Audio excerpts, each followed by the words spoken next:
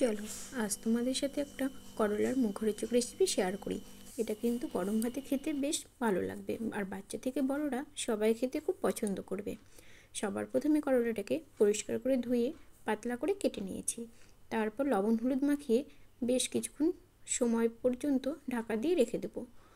করলাটা বেশ ঢাকা দিয়ে রেখে দিয়েছিলাম, বেশ নরম হয়ে গেছে। এবার হাত দিয়ে চিপে জলটাকে বের করে নেব। করলাটাকে বেশ ভালো করে হাত দিয়ে চিপে নিয়েছি। এবার কড়াইতে তেল দিয়ে দেব। তেলটাকে ভালো করে গরম করে নেওয়ার পর একটা আলু কেটে রেখেছিলাম, আলুটা ভেজে নেব। সামান্য একটু লবণ দিয়ে আলুটাকে ভেজে নিতে হবে। আলুটা বেশ ভাজা হয়ে গেছে, আমি এবার আলুটাকে তুলে নেব। এবার ওই তেলে করলাটা ভেজে নেব।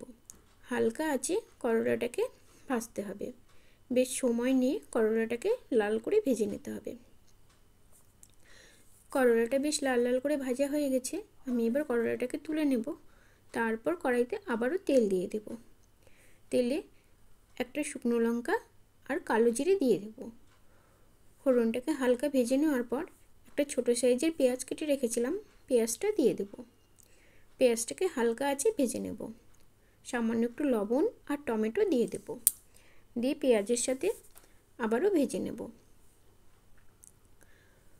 পেঁয়াজের সাথে টমেটোটা ভেজে নিয়েছি।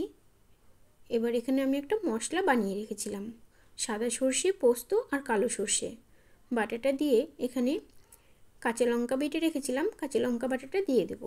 দিয়ে বাটি ধুয়ে সামান্য একটু জল দিয়ে দেব আর পরিমাণ মতো হলুদ দিয়ে দেব। দিয়ে আবারও মশলাটাকে ভালো করে কষিয়ে নেব।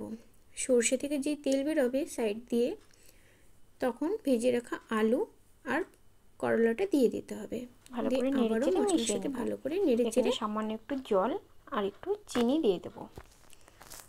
দিয়ে 5 মিনিট মতন ঢাকা দিয়ে রান্না করে নেব। তোমরা আমার মতন করে এই করলার এই রেসিপিটা বানাবে, আর কেমন লাগলো আমাকে অবশ্যই তোমরা কমেন্ট করে জানাবে। আর এটা সত্যি বলছি, বাচ্চা থেকে বড়রা সবাই খেতে খুব পছন্দ করবে। যারা খেতে ভালোবাসে না তারাও খাবে। ব্যাস 5 মিনিট মতন ঢাকা দিয়ে রান্না করে নিয়েছি।